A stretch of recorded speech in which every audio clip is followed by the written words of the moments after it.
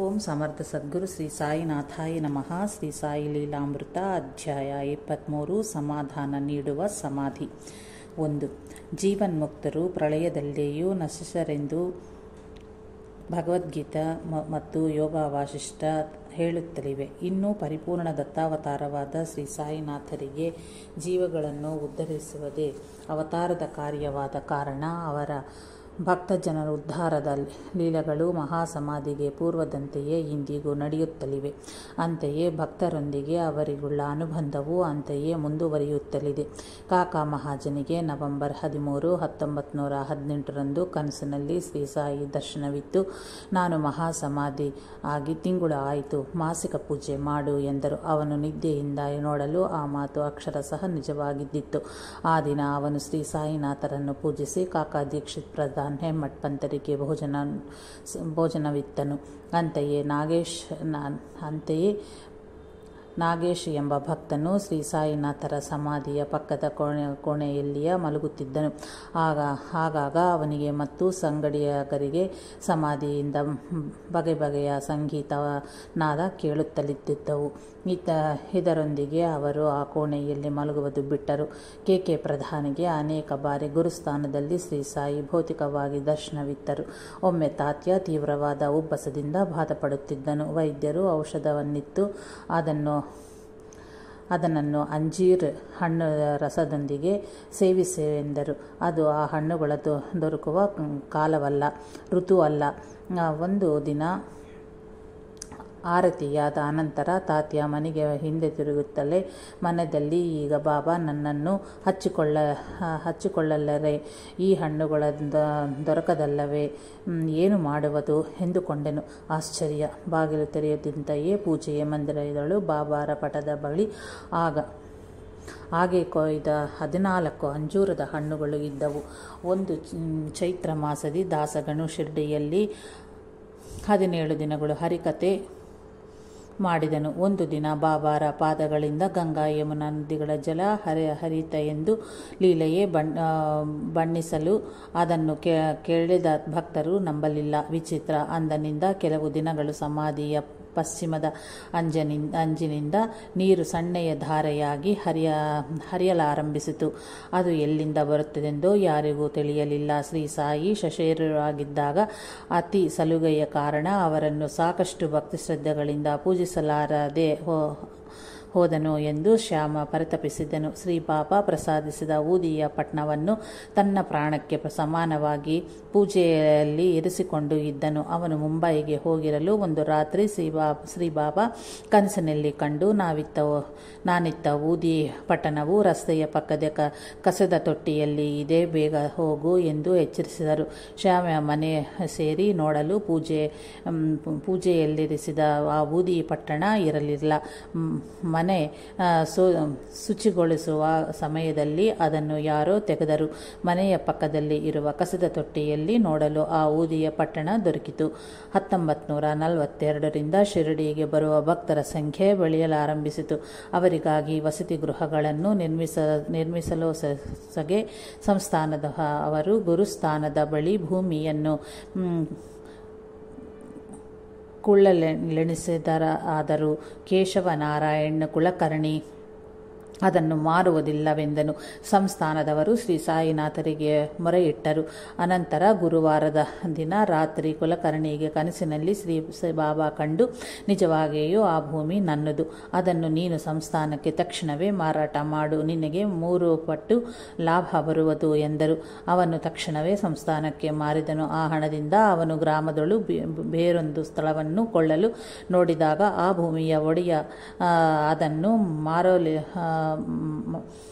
ಮಾರದಿಲ್ಲ ಎಂದನು. ಆ ಭೂಮಿಯ ಒಡೆಯನಿಗೆ ಕನಸಿನಲ್ಲಿ ಶ್ರೀ ಬಾಬಾ ಕಂಡು ಆ ಸ್ಥಳವನ್ನು ಕೇಶವನಾರಾಯಣಿಗೆ ಮಾರಾಟ ಮಾಡಂದರು. ಆ ವ್ಯವಹಾರದಿಂದ ಅವನಿಗೆ 3 ಪಟ್ಟು ಲಾಭ ದೊರೆಯಿತು. ವೈದ್ಯ ರುಸ್ತುಂಜಿ 1930 ನ್ಯೂಮೋನಿಯಾ ಬಂದು ಮುಂಬೈನ ಪಾರ್ಸಿ ಜನರಲ್ ಆಸ್ಪತ್ರೆಯಲ್ಲಿ ಪ್ರಜ್ಞೆ ತಪ್ಪಿ ಬಿದ್ದಿದ್ದನು.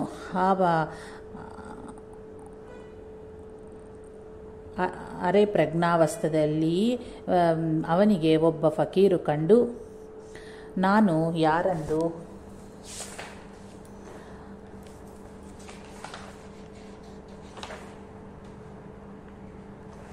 ಅನಂತರ ನಿನಗೆ ತಿಳಿಯುವುದು ಎಂದು ಒಂದು ಬಾರಿ ಅವನ ಮುಂದೆದ ಸುತ್ತಲೂ ಸುತ್ತಿ ಬಂದು ಅದೃಶ್ಯರಾದರು.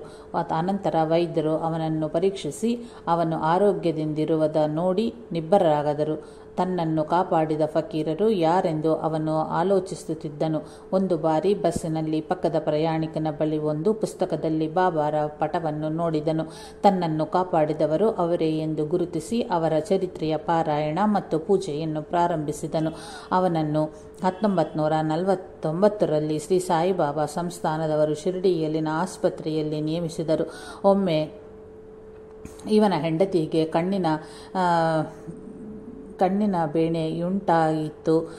ಆಕೆ ಪ್ರತಿದಿನವೂ ಶ್ರೀ ಸಾಯಿನಾಥರ ಸಮಾಧಿಗೆ ಪ್ರದಕ್ಷಿಣೆಗೈದು ತನಗೆ ವ್ಯಾಧಿ ತಗ್ಗದಲ್ಲಿ ಶ್ರೀ ಸಾಯಿಬಾಬಾರ ಪಲ್ಲಕ್ಕಿಗೆ ತಾನೇ ವಸ್ತ್ರವನ್ನು ಹೊಲೆದು ಸಮರ್ಪಿಸುವೆನೆಂದು ಹರಿಕೆ ಹೊತ್ತಳು. ವೈದ್ಯರುಗಳು ಆ ವ್ಯಾಧಿಗೆ ಔಷಧವಿಲ್ಲವೆಂದು ನಿರ್ಣಯಿಸಿದರು.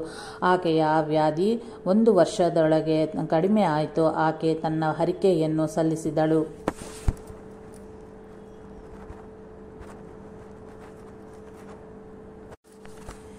ಭಯಂಕರವಾದ ಕ್ಷಯವ್ಯಾಧಿಯಿಂದ ಬಳಲುತ್ತಿದ್ದ ಶಿವಶಂಕರ್ ದೀಕ್ಷಿತನಿಗೆ ಒಂದು ರಾತ್ರಿ ಕನಸಿನಲ್ಲಿ ಯಾರೋ ಒಬ್ಬ ಮುಸಲ್ಮಾನ್ ಮಹಾತ್ಮರ ಭಾವಚಿತ್ರ ಕಾಣಿಸಿತು. ಅವನು ಅದಕ್ಕೆ ನಮಸ್ಕರಿಸಿದಂತೆಯೇ ಕನಸಿನಲ್ಲಿಯೇ ಒಬ್ಬ ಫಕೀರು ಅವನ ಹಣೆಗೆ ಊದಿಯನ್ನು ಹಚ್ಚಿ ಶೀಘ್ರದಲ್ಲಿಯೇ ರೋಗ ತಗ್ಗುವುದೆಂದು ಹೇಳಿದನು. ಮೊದಲು ಅವನು ಆ ಕನಸನ್ನು ಹಚ್ಚಿಕೊಳ್ಳಲಿಲ್ಲ. ಆದರೆ ಅಂದಿನಿಂದ ಯಾವ ಔಷಧೋಪಚಾರವೂ ಇಲ್ಲದೆಯೇ ವ್ಯಾಧಿ ಸಂಪೂರ್ಣವಾಗಿ ಕಡಿಮೆ ಆಯಿತು. ಆ ವಿಚಾರವನ್ನು ಕೇಳಿ ಆ ಫಕೀರು ಸಾಯಿನಾಥರೇ ಆಗಿರಬೇಕೆಂದು ಒಬ್ಬ ಸ್ನೇಹಿತನು ಹೇಳಿದನು. 4 ದಿನಗಳ ಅನಂತರ ಮಕ್ಕಳು ಆಟಾಡುತ್ತಾ ಬಂದು ಒಂದು ಕಾಗದವನ್ನು ಅವನ ಮುಂದೆ ಹಾಕಿ ಹೊರಟು ಹೋದರು.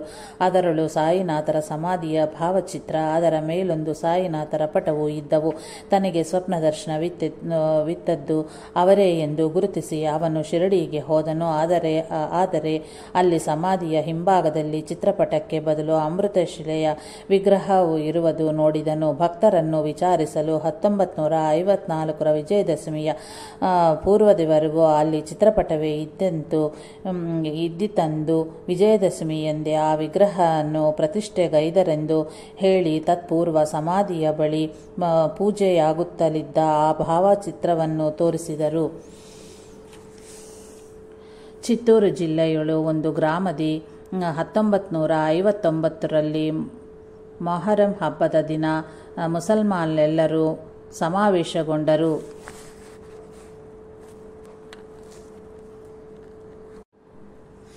ಮೌಲಿಯು ಸಿದ್ಧನಾದನು. ಆದರೆ ಪೀರ್ ಎತ್ತುಕೊಳ್ಳಬೇಕಾದ ಭಕ್ತನು ಬರಲಿಲ್ಲ.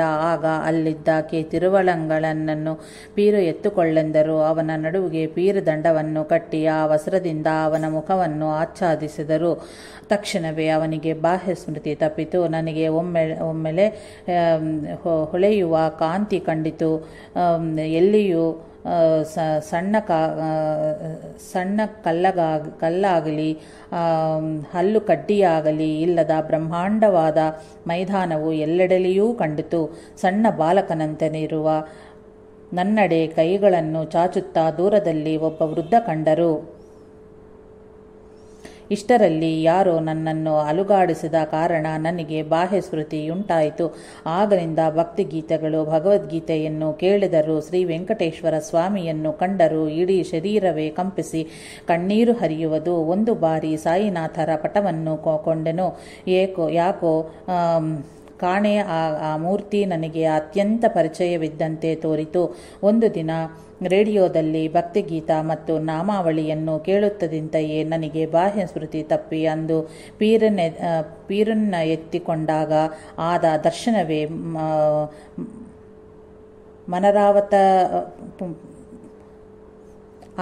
ಅದೇ ದರ್ಶನವೇ ಪುನರಾವೃತಗೊಂಡಿತು. ಆಗ ನನಗೆ ದರ್ಶನವನ್ನು ಪ್ರಸಾದಿಸಿದ ಮಹಾತ್ಮರು ಶ್ರೀ ಸಾಯಿಬಾಬಾರೇ ಎಂದು ಗುರುತಿಸಲಾದನು ಎಂದು ಆ ಧನ್ಯಜೀವಿ ಬರೆದಿರುವನು. ನೆಲ್ಲೂರಿನಲ್ಲಿ ಡಾಕ್ಟರ್ ರಾಜಗೋಪಾಲಾಚಾರಿಗೆ 1938ರಂದು ದಿನ ಕನಸಿನಲ್ಲಿ ಒಬ್ಬ ಫಕೀರು ಕಂಡರು. ಅವರ ಮೊಣಕಾಲವರೆಗೂ ಹುಣ್ಣುಗಳಾಗಿದ್ದವು. ಮರುದಿನ ಗೋಡೆಗೆ ತೂಗಿಸಲ್ಪಟ್ಟ ಪಟಗಳ ಮಧ್ಯದಿದ್ದ ಬಾಬಾರ ಪಟದ ಮೇಲೆ ರಾಜಗೋಪಾಲಾಚಾರಿಯ ದೃಷ್ಟಿ ಬಿದ್ದಿತು. ಅದರಲ್ಲೂ ಬಾಬಾ ಮೊಣಕಾಲವರೆಗೂ ಗದ್ದೆಲು ಹಿಡಿದಿತ್ತು. ಶ್ರೀ ಸಾಯಿಗೂ ಅವರ ಪಟಕ್ಕೂ ಭೇದವಿಲ್ಲವೆಂದು ಡಾಕ್ಟರ್ ರಾಜಗೋಪಾಲಾಚಾರಿ ಗುರುತಿಸಿದನು. ಅಂದಿನಿಂದ ಅವರ ಮನೆಯಳು ಶ್ರೀ ಸಾಯಿ ಭಜನೆ ಮತ್ತು ಪೂಜೆಯನ್ನು ಪ್ರಾರಂಭಿಸಿದರು. ಕೆಲ ಕಾಲಕ್ಕೆ ನೆಲ್ಲೂರಿನಲ್ಲಿ ಲೇಸಾದ ಶ್ರೀ ಸಾಯಿ ಮಂದಿರ ಏರ್ಪಾಟಾಯಿತು. ಬಿ ವಿ ದೂಬೆ, ಹೋಶಂಗಾಬಾದ್, 1957ರಲ್ಲಿ ಪ್ರಮಾದಕರವಾದ ಉದರ ರೋಗಿಯಿಂದ ಬಹುಕಾಲ ಬಾಧಪಟ್ಟನು. ವೈದ್ಯರು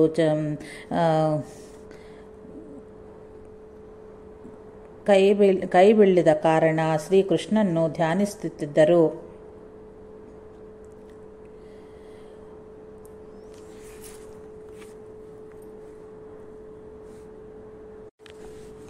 ವೈದ್ಯರು ಕೈ ಚೆಲ್ಲಿದ ಕಾರಣ ಶ್ರೀಕೃಷ್ಣನ್ನು ಧ್ಯಾನಿಸುತ್ತಿದ್ದನು. ಅಂದಿನ ಬೆಳಗಿನ ಜಾವದ ಕನಸಿನಲ್ಲಿ ಕಫ್ನಿ ಉಟ್ಟುಕೊಂಡು ತಲೆಗೆ ವಸ್ತ್ರವನ್ನು ಕಟ್ಟಿದ ಒಬ್ಬ ಮಹಾತ್ಮ ದರ್ಶನವಿತ್ತರು. ತಕ್ಷಣವೇ ಅವನು, ಆಹಾ, ಇವರೇ ನನ್ನ ಗುರುಗಳು ಎಂದು ಕೂಗಿದನು. ಆ ಕೂಗಿನಿಂದ ಅವನಿಗೆ ನಿದ್ರೆಯಿಂದ ಎಚ್ಚರವಾಯಿತು. ಆದರೂ ಆ ವಿಚಾರವನ್ನು ಅವನು ಯಾರಿಗೂ ಹೇಳಲಿಲ್ಲ. ವರ್ಷಗಳು ಕಳೆದರೂ ಆ ಮಹಾತ್ಮರನ್ನು ಮರೆಯದಾದನು. ಅವರ ಬಗ್ಗೆ ಏನಾದರೂ ತಿಳಿದಂತೆಯೇ ಅನೇಕ ಆಧ್ಯಾತ್ಮಿಕ ಗ್ರಂಥಗಳನ್ನು, ಪತ್ರಿಕೆಗಳನ್ನು ಓದುತ್ತಿದ್ದನು. ಅವನಿಗೆ 1970ರಲ್ಲಿ ಹೋಶಂಗಾಬಾದ್ಗೆ ವರ್ಗ ಆಯಿತು. ಅವನು ಅಲ್ಲಿ ಒಂದು ಅಂಗಡಿಯೊಳು ಆ ಮಹಾತ್ಮರ ಪಟವನ್ನು ನೋಡಿ ವಿಚಾರಿಸಲು ಅವರು ಶಿರಡಿ ಸಾಯಿಬಾಬಾ ಎಂದು ಮಾತ್ರವೇ ಹೇಳಲಾದರು. ಅನಂತರ 1972ರಲ್ಲಿ ಉದ್ಯೋಗದ ನಿಮಿತ್ತವಾಗಿ ಪಿಪಾರಿಯಾಗೆ ಹೋದಾಗ ಅವನ ಮಿತ್ರನನ್ನು ತನ್ನ ಮನೆಯಲ್ಲಿ ಸಾಯಿನಾಥರ ಪಟವನ್ನು ತೋರಿಸಿ ಅವರ ಲೀಲೆಗಳನ್ನು ವಿವರಿಸಿದನು. ಅನಂತರ ಅವನು 1973ರಲ್ಲಿ ಶಿರಡಿಗೆ ಹೋಗಿ ಆಗಿನಿಂದಲೂ ಶ್ರೀ ಸಾಯಿ ಭಗವಾನರನ್ನು ಆರಾಧಿಸುತ್ತಿರುವನು. ಶ್ರೀಮತಿ ಸುಶೀಲಮ್ಮನವರಿಗೆ ಬಹುಕಾಲ ಸಂತಾನವಿಲ್ಲದ ಕಾರಣ ಶ್ರೀ ಸಾಯಿನಾಥರನ್ನು ಪೂಜಿಸೆಂದು ಆಕೆಗೆ ಅಣ್ಣ ಒಂದು ಬಾಬಾ ಪಟನ್ನು ಕೊಟ್ಟಿದ್ದನು. ಕೆಲ ಕಾಲಕ್ಕೆ ಮಗ ಜನ್ಮಿಸಲು ಸಾಯಿಬಾಬಾ ಎಂದು ನಾಮಕರಣಗೈದರು.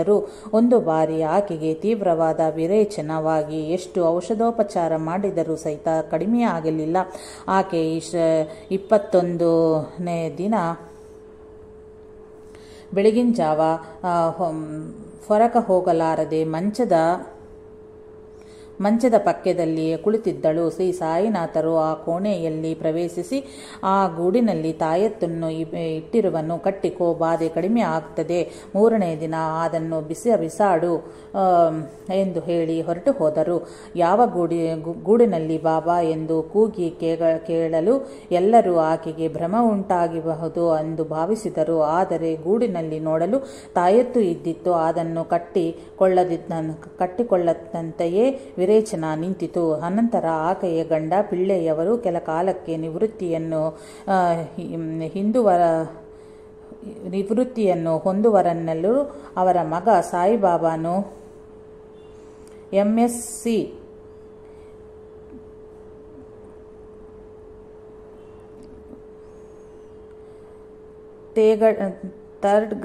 ಥರ್ಡ್ ಗ್ರೇಡಿಯಾಗಿ ತಮ್ಮಲಗುಂಟದಲ್ಲಿ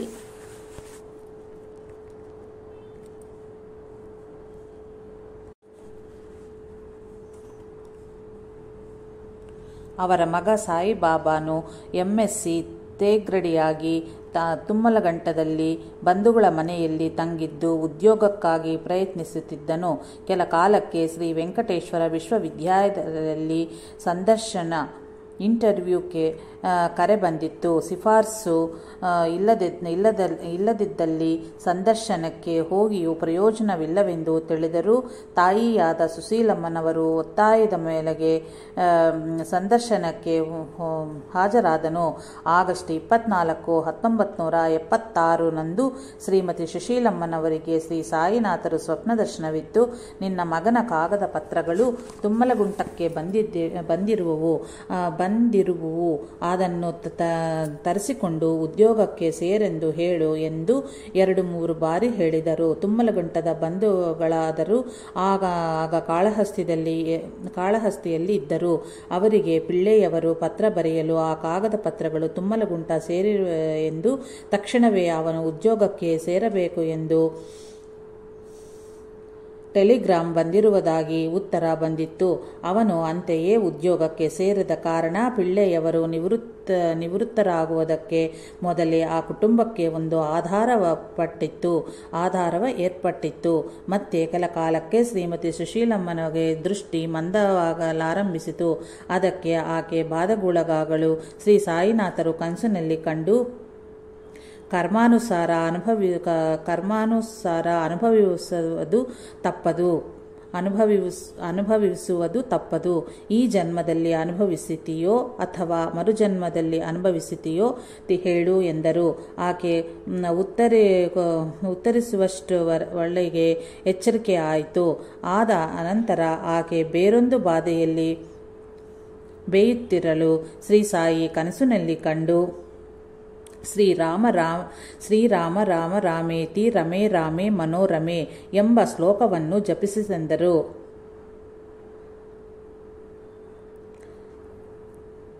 ಶ್ರೀರಾಮ ರಾಮ ರಾಮೇತಿ ರಮೇ ರಾಮೇ ಮನೋರಮೆ ಎಂಬ ಶ್ಲೋಕವನ್ನು ಜಪಿಸು ಎಂದರು.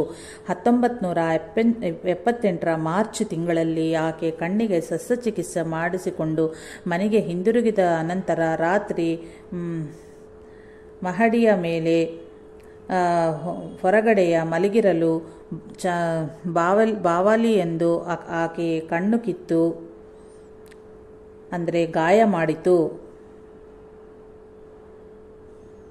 ಮರುದಿನ ವೈದ್ಯರಿಗೆ ತೋರಿಸಲು ಕಣ್ಣು ದೃಷ್ಟಿ ಬಾರದೆಂದು ಹೇಳಿ ಮನೆಗೆ ಹೋಗೆಂದರು. ಆಕೆ ಪರಿಪರಿಯಾಗಿ ಬೇಡಲು 4 ದಿನಗಳು ಆಸ್ಪತ್ರೆಯಲ್ಲೇ ಇರಿಸಿದರು. ಕಡೆಯ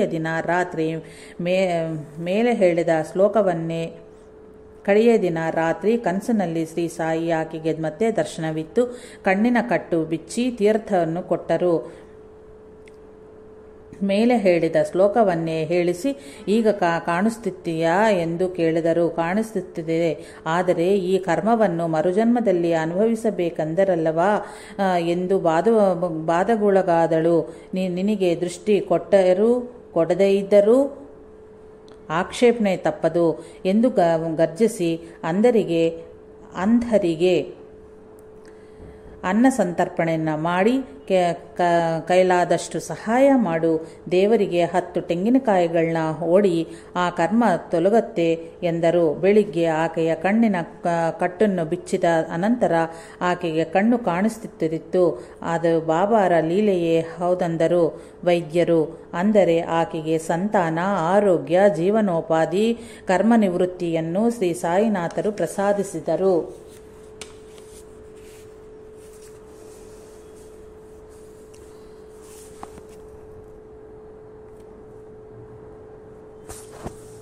ಪೊಲೀಸ್ ಆಫೀಸರ್ ಆಗಿ ನಿವೃತ್ತಿ ಹೊಂದಿದ ಬಿ.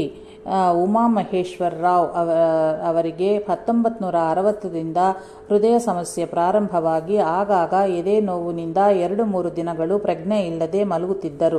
ವೈದ್ಯರು ಶಸ್ತ್ರಚಿಕಿತ್ಸೆ ಮಾಡಬೇಕೆಂದರು. ಆದರೆ ಅವರು ಇಷ್ಟಪಡಲಿಲ್ಲ. ಬಂಧು ಜನ ಒತ್ತಾಯದ ಮೇರೆಗೆ 1980ರಲ್ಲಿ ಶಿರಡಿಯ ದರ್ಶಿಸಿ ಅಲ್ಲೊಂದು ವಿಚಿತ್ರ ಅಂತೆಯೇ ವಿಶೇಷವಾದ ಅನುಭೂತಿಯ ಹೊಂದಿ ಅಂದಿನಿಂದ ಶ್ರೀ ಸಾಯಿನಾಥರನ್ನು ಪ್ರಾರ್ಥಿಸುತ್ತಿದ್ದರು.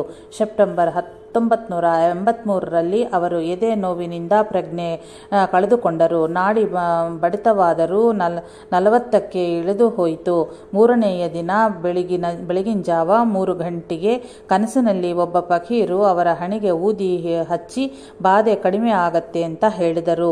ಉಮಾಮಹೇಶ್ವರರಾವ್ ತಕ್ಷಣವೇ ತಮ್ಮ ಹೆಂಡತಿಯನ್ನು ಎಬ್ಬಿಸಿ ಸ್ವಪ್ನ ವೃತ್ತಾಂತವನ್ನು ಹೇಳಿದರು. ಅಂತೆಯೇ ಅವರ ಹಣೆಯ ಮೇಲೆ ಶ್ರೀ ಸಾಯಿ ಫಕೀರನ ರೂಪದಿ ಹಚ್ಚಿದ ವಿಭೂತಿ ಇತ್ತು. ಅನಂತರ ಅವರಿಗೆ ಎದೆ ನೋವು ಬರಲೇ ಇಲ್ಲ. ನವೆಂಬರ್ 16, 1983 ರಾತ್ರಿ ಅವರು ಶ್ರೀ ಸಾಯಿನಾಥರನ್ನು ಧ್ಯಾನಿಸುತ್ತಿರಲು ಆ ಪಟದಿಂದ ವಿಶೇಷವಾದ ಕಾಂತಿ ಅವರ ಎದೆಯ ಮೇಲೆ ಬಿದ್ದು ಶರೀರದೊಳು ವಿದ್ಯುತ್ ಸಂಚಾರವಾದ ಅಂತ ಆಯಿತು. ಎದೆಯ ಎಡಭಾಗದಿ ವಲಯಾಕಾರದಲ್ಲಿ ಚರ್ಮ ಸುಟ್ಟಿದಂತೆ ಇರುವ ಮಚ್ಚೆ ಸಹಿತ ಉಂಟಾಯಿತು. ಆಗನಿಂದಲೂ ಅವರು ಆರೋಗ್ಯವಾಗಿ ಇರುವರು. ನವೆಂಬರ್ 28, 1984 ಅವರಿಗೆ ಶ್ರೀ ಸಾಯಿನಾಥರು ಕನಸಿನಲ್ಲಿ ಕಂಡು, ನಾಳೆ ನಿನಗೆ ಗಂಡವಿದೆ, ಬಂಧುಗಳನ್ನು ಕರೆಸಿಕೋ, ನಾನಿದ್ದೇನೆ, ಭಯವಿಲ್ಲ ಎಂದರು. ಬೆಳಿಗ್ಗೆ ಎಲ್ಲರೂ ಸಂಸಿದ್ಧರಾಗಿದ್ದರು. ಬೆಳಿಗ್ಗೆ ಉಮಾಮಹೇಶ್ವರ ರಾವ್ ಧ್ಯಾನಕ್ಕೆ ಕುಳಿತಾಗ ಬಿದ್ದು ಹೋದರು. ಆಸ್ಪತ್ರೆಗೆ ಹೊತ್ತೊಯ್ಯಲು ಅವರು ಉಳಿಯುವುದು ಕಷ್ಟವೆಂದು ವೈದ್ಯರು ಹೇಳಿದರು. ಅವರ ಹೆಂಡತಿ ಬಾಬಾರನ್ನು ಪ್ರಾರ್ಥಿಸಿದ ಅನಂತರ ಅವರು ಆರೋಗ್ಯವಂತರಾಗಿ ಆಗಿಂದಲೂ ಶ್ರೀ ಸಾಯಿನಾಥರ ಸೇವೆಯನ್ನು ಗೈತಾ ಇದ್ದರು.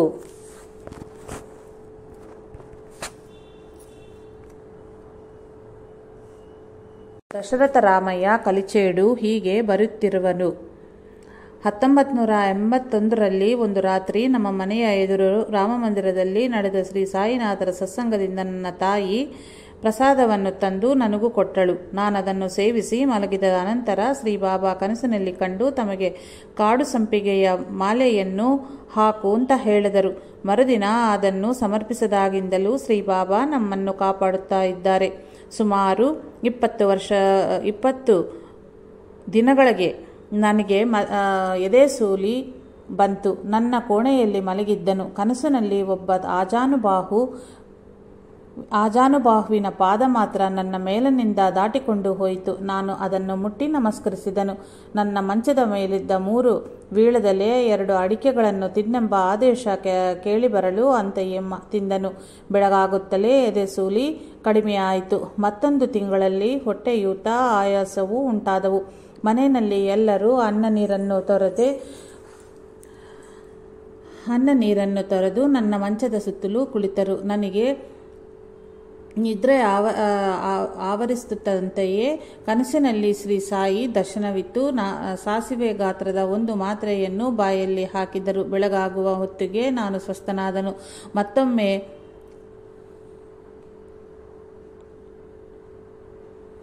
ಹುಚ್ಚು ಮದ್ದಿನಿಂದ ವಿರುದ್ಧ ಪರಿಣಾಮ ಉಂಟಾಗಿ ನನ್ನ ಇಡೀ ದೇಹವನ್ನು ಗುದ್ದಲಿಯಿಂದ ಹೊಡೆದೆಯಂತೆ ದುರ್ಲಭವಾಗಿ ನೋವು ಆಯಿತು. ಮತ್ತೆ ವೈದ್ಯರ ಬಳಿ ಹೋಗಲಾರದ ರೋಧಿಸುತ್ತಾ ಮಲಗಿದನು. ನಿದ್ರೆಯಾವರಿಸುತ್ತಲೇ ಶ್ರೀ ಬಾಬಾ ನನ್ನ ತಲೆಯ ಬಳಿ ಕುಳಿತು ನನ್ನ ಶಿರಸ್ಸಿಗೆ ವಿಭೂತಿಯನ್ನು ಹಚ್ಚುತ್ತಿದ್ದರು. ಆ ದಿವ್ಯವಾದ ಸ್ಪರ್ಶದಿಂದ ನನಗೆ ಎಚ್ಚರವಾಯಿತು. ಆಗ ರಾತ್ರಿ ಸುಮಾರು 3 ಗಂಟೆ ಆಗಿತ್ತು. ನನಗೆ ತಲೆ ಸೂಲಿ ಲವಲೇಶವೂ ಇಲ್ಲದೆ ಸ್ವಸ್ಥನಾಗಿದ್ದನು. ಅನಂತರ ಒಂದು ಬಾರಿ ಶ್ರೀ ಬಾಬಾ ಕನಸಿನಲ್ಲಿ ನನಗೊಂದು ನಾಮವನ್ನು ಹೇಳಿ ಅದನ್ನು ಜಪಿಸು ಅಂದರು.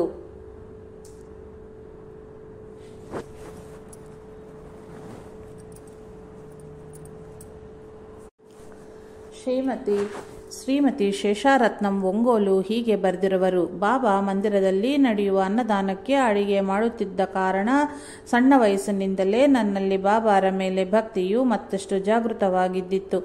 ಒಂದು ಗುರುವಾರ ಅಂದು ಶ್ರೀ ಆಚಾರ್ಯ ಎಕ್ಕಿರಾಲ ಭರದ್ವಾಜ ಮಾಸ್ಟರ್ ಬಳಿಯಿಂದ ಶ್ರೀ ಸಾಯಿ ಲೀಲಾಮೃತವನ್ನು ತೆಗೆದುಕೊಂಡನು. ಅಂದಿನ ಸಾಯಂಕಾಲ ನಿದ್ರೆ ಮಂಪರವಾಗಿ ಹಿಡಿಸಿತ್ತು. ಮಲಗಿದ್ದೆ.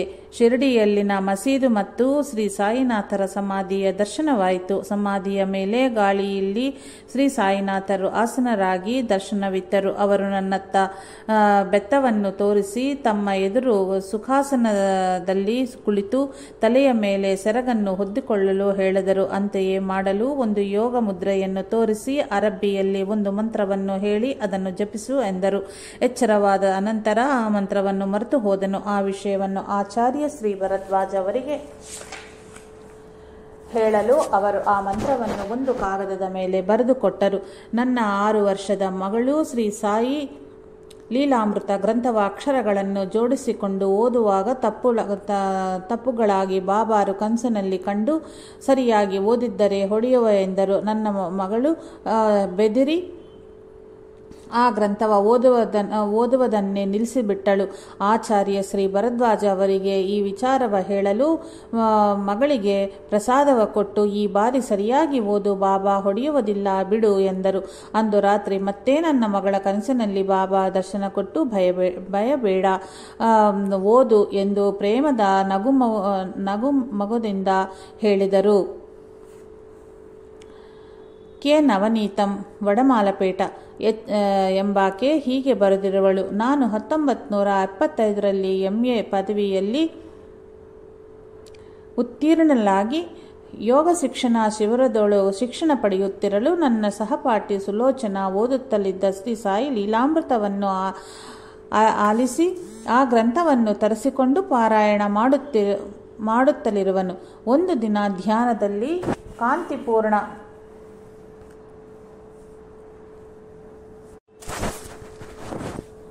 ಕಾಂತಿಪೂರ್ಣ ದೇಹದೊಂದಿಗೆ ಶ್ರೀ ಸಾಯಿನಾಥರ ದರ್ಶನವಾಗಿ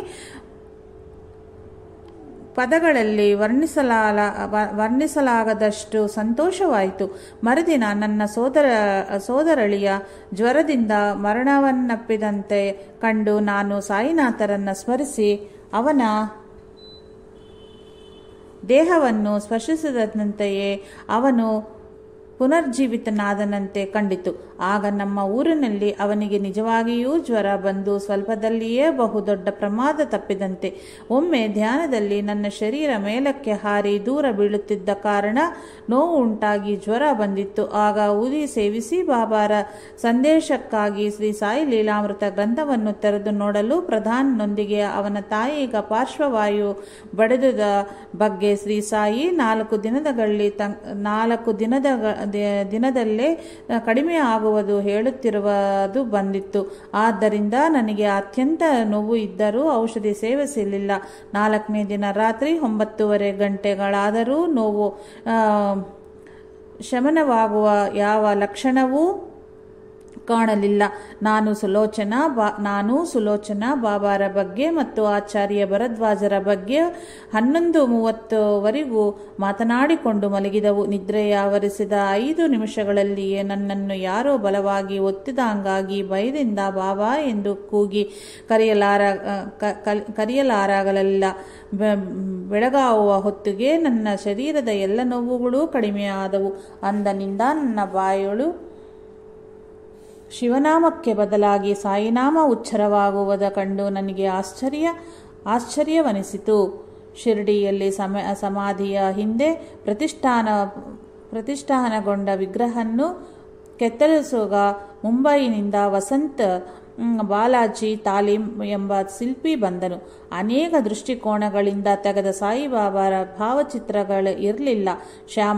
ಶ್ಯಾಮಾರದಿಂದ ಸೆರೆ ಹಿಡಿದ ಬಾಬಾರ ಭಾವಚಿತ್ರಗಳು ಅತಿ ಕಡಿಮೆ. ಅವು ಸಹಿತ ಬೇರೆ ಬೇರೆ ವಯಸ್ಸಿಗೆ ಸರಿದವುಗಳಾಗಿದ್ದವು. ಆದ್ದರಿಂದ ತಾಲೀಮ ಎಷ್ಟು ಶ್ರಮೆಗೈದರೂ ನಮೂನೆಯ ಮೂರ್ತಿಯ ತೃಪ್ತಿಕರವಾಗಿ ಮಾಡಬರಲಿಲ್ಲ.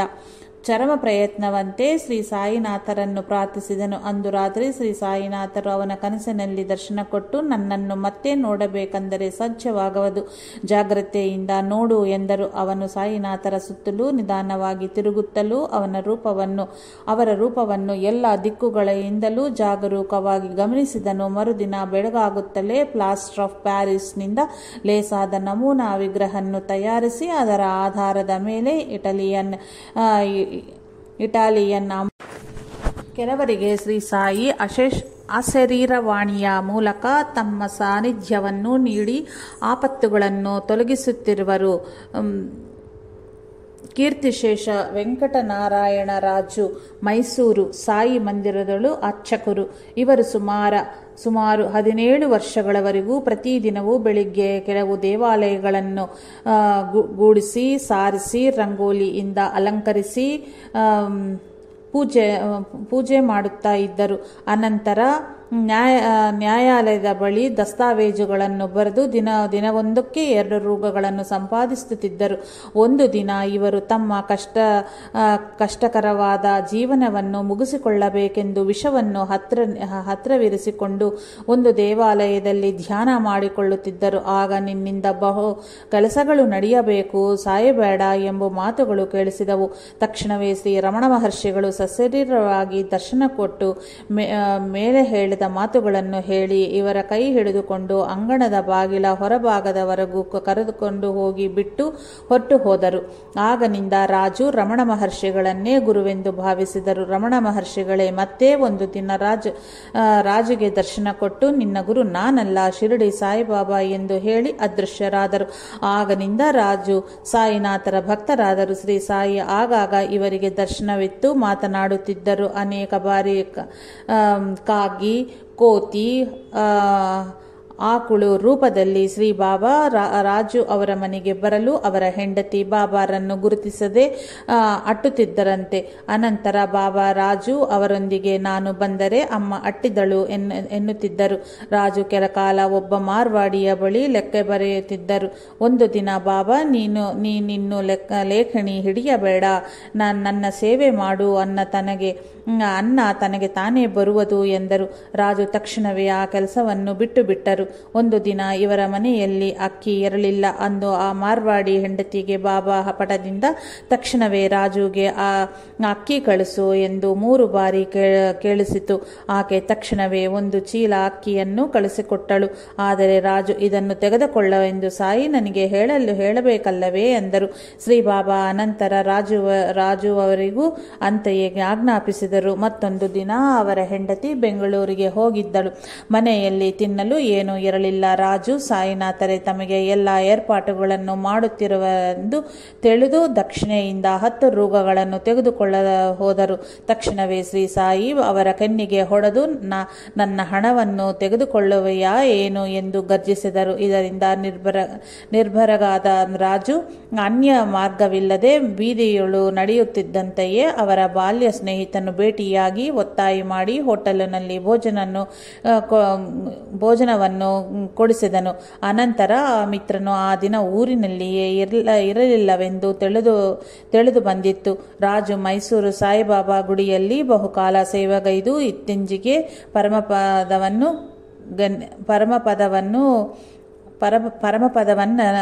ಐದರು.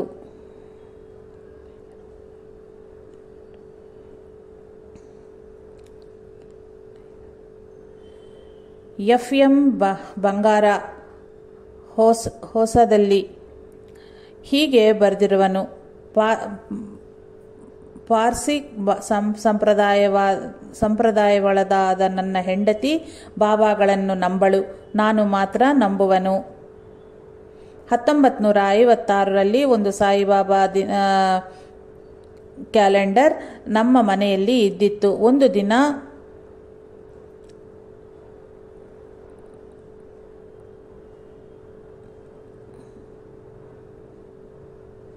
ಪೂಜೆಯಲ್ಲಿದ್ದ ಬಾಬಾರಿಗೆ ನಮಸ್ಕರಿಸಿ ಬಾಬಾರ ಬಗ್ಗೆ ಏನೂ ತಿಳಿಯದೆ ಹಾಗೆ ಹೇಗೆ ತಾನೇ ನಮಸ್ಕರಿಸಿದೆಂದು ಆಶ್ಚರ್ಯಚಕಿತನಾದನು.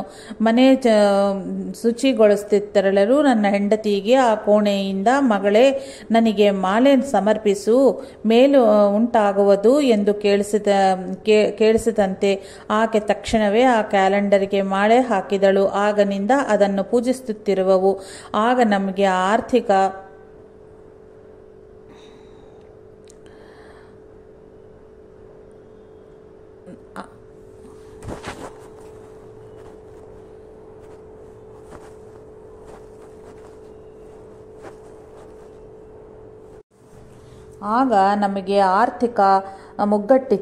ಮುಗ್ಗಟ್ಟಿತ್ತು. ಆಕೆ ಸಾಯಿನಾಥರನ್ನು ಪ್ರಾರ್ಥಿಸಿದಳು. 1 ವರ್ಷದೊಳಗೆ ನಮಗೆ ಮಗ ಹುಟ್ಟಿದನು. ನನ್ನ ಸಂಬಳವೂ ಹೆಚ್ಚಾಗಿ ಒಳ್ಳೆಯ ಬ್ಯಾಂಕ್ ಆಫೀಸರ್ ಎಂಬ ಹೆಸರು ಬಂದಿತ್ತು. ಹಾಗೆ ನಾವು ಕೋರಿಕೊಂಡಿದ್ದೆಲ್ಲವೂ ನಡೆಯುತ್ತಿತ್ತು. ಅವಶ್ಯಕ ಸಮಯದಲ್ಲಿ ಬಾಬಾರವರ ಸಂದೇಶವೂ ದೊರೆಯುತ್ತಿತ್ತು.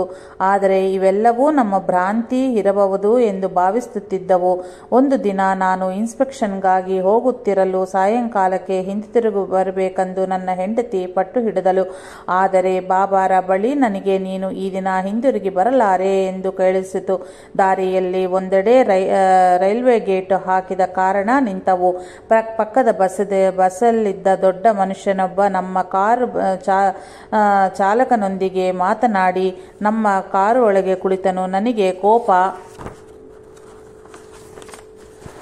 ಕೋಪ ಬಂದಿದ್ದಾದರೂ ಅವನನ್ನು ಬಾಬಾ ಕಳುಹಿಸಿರುವರೆಂದು ಹೊಂದಿಸಿಕೊಂಡನು.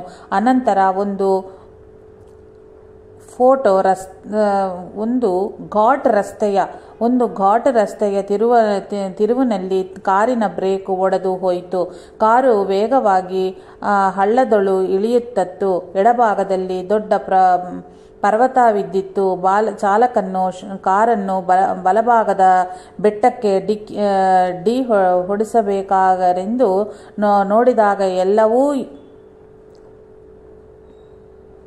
ಯಾವುದೋ ಒಂದು ಅಡ್ಡ ಬಂದು ಸ್ವಲ್ಪದಲ್ಲಿಯೇ ಪ್ರಮಾದ ತಪ್ಪುತ್ತಿತ್ತು. ಆಗ ಬಾಬಾ ಮಾತುಗಳು ಸ್ಮರಣೆಗೆ ಬಂದು ನನಗೆ ಮರಣ ತಪ್ಪದಂತನಿಸಿತು. ನನ್ನ ಹಸ್ತರೇಖೆಯು ಅಂತೆಯೇ ಸೂಚನೆ ಮಾಡುತ್ತಾ ಇತ್ತು. ನಾನು ಭಯಾತುರಕ್ಕೊಳಗಾಗಿ ಸಾಯಿ, ನನ್ನ ಕುಟುಂಬಕ್ಕಾಗಿ ಆದರೂ ನನ್ನನ್ನು ರಕ್ಷಿಸು ಎಂದು ಪ್ರಾರ್ಥಿಸಿದೆನು. ತಕ್ಷಣವೇ ಟೈರ್ ಒಡೆದು ಕಾರ್ ನಿಂತುಬಿಡಿತು. ಚಾಲಕನು ಟೈರ್ ಬದಲಾಯಿಸಿ ಕಾರನ್ನು ಸರಿಪಡಿಸಿಕೊಂಡು ಹೊರಟ. ಅನಂತರ ಮರುದಿನವೇ ಮನೆಗೆ ಸೇರಲಾದನು. ಬಾಬಾ ಮಾತುಗಳೇ ನಿಜವಾದವು. ಪಾರ್ಸಿ ಮತಸ್ಥನಾದ ಮಾನಿಕ್ ಶಾ ಮುಂಬೈ ಬಾಬಾರಿಗೆ ಸಮರ್ಪಿಸಿದ ಏನೂ ತಿನ್ನುತ್ತಿರಲಿಲ್ಲ. ಆದರೂ ಬಹುಕಾಲ ಶಿರಡಿಗೆ ಹೋಗಲಾರಲಿಲ್ಲ. ಒಂದು ಬಾರಿ ನಾಗಪುರಿಗೆ ಹೊರಟು ಮಧ್ಯಾಹ್ನದ ಮನ್ಮಾಡ್ ರೈಲ್ವೆ ನಿಲ್ದಾಣಕ್ಕೆ ರೈಲು ಬಂದು ನಿಂತ ನಂತರ ಮಾನಿಕ್ ಶಾಗೆ ಎಚ್ಚರವಾಗುತ್ತಂತೆಯೇ ಒಂದು ಅಸ್ಪಷ್ಟವಾದ ಮಾನವಾಕಾರವು ನೀನು ಮನ್ಮಾಡಿನಲ್ಲಿ ಇಳಿದು ಹೋಗು ಎಂದು ಹೇಳಿ ಅದೃಶ್ಯವಾಯಿತು. ತಕ್ಷಣವೇ ಅವನು ಇಳಿದು ಹೋದನು. ಶಿರಡಿಯನ್ನು ದರ್ಶಿಸಿ ಬರುವ ಹೊತ್ತಿಗೆ ಅಂದು ಮಧ್ಯಾಹ್ನ ಅವನು ಇಳಿದ ರೈಲಿಗೆ ಆ ನಿಲ್ದಾಣವನ್ನು ದಾಟುತ್ತಿದ್ದಂತೆಯೇ ದೊಡ್ಡ ಪ್ರಮಾದವೇ ಏರ್ಪಟ್ಟು ಬಹು ಮಂದಿ ಮರಣವನ್ನಪ್ಪಿದರೆಂದು ತಿಳಿಯಿತು. ಅಂತೆಯೇ ಸಂತೋಷ್ ವ್ಯಾಸ್ ಹೋಶಂಗಾಬಾದ್ ಅಕ್ಟೋಬರ್ 1980ರಲ್ಲಿ ಶಿರಡಿಗೆ ಹೊರಟು ರೈಲಿನಲ್ಲಿ ಇಂಜಿನ್ನಿಂದ 3ನೇ ಬೋಗಿಯಲ್ಲಿ ಕುಳಿತಿದ್ದನು. ದಾರಿಯೊಳು ಇಟಾರ್ಸಿಯಲ್ಲಿ ಅವನ ಹೃದಯಕ್ಕೆ ತಕ್ಷಣವೇ ಇಳಿದು ಕಡೆಯ ಪೆಟ್ಟಿಗೆಯಲ್ಲಿ ಹತ್ತು ಎಂದು ಕೇಳಿಸಿತು. ರೈಲು ಇಟಾರ್ಸಿ ನಿಲ್ದಾಣದಿಂದ ಹೊರಟರು. ಅವನು ತ್ವರೆಯಾಗಿ ಇಳಿದು ಕಡೆಯ ಪೆಟ್ಟಿಗೆಯಲ್ಲಿ ಏರಿದನು. ಮತ್ತೆರಡು ನಿಮಿಷಗಳಲ್ಲಿಯೇ ಆ ರೈಲು ಒಂದು ಗೂಡ್ಸ್ ರೈಲಿಗೆ ಡಿ ಹೊಡೆದು ಮೂರನೇ ಬೋಗಿಯಲ್ಲಿದ್ದ ಬಹು ಮಂದಿ ಅಸುನೀಗಿದರು. ಡಿ ಎಲ್ ಶಾಂತಾರಾವ್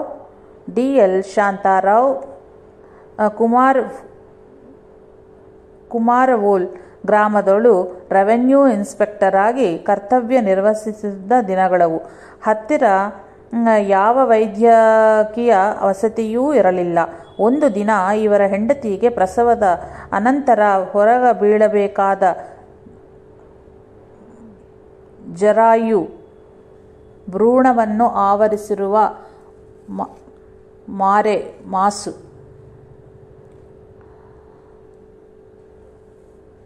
ಪ್ಲಾಸೆಂಟಾ ಬಹಳ ಹೊತ್ತು ಹೊರಗ ಬೀಳಲಿಲ್ಲ. ಪ್ರಸವವಾದ 1 ಗಂಟೆಯೊಳಗೆ ಹೊರಗ ಬೀಳದಿದ್ದಲೇ ತಾಯಿ ಪ್ರಾಣಕ್ಕೆ ಪ್ರಮಾದವೇ ಹೌದು. ಆಕೆಗೆ ಪ್ರಜ್ಞೆ ತಪ್ಪಿತ್ತು. ಶಾಂತಾರಾವ್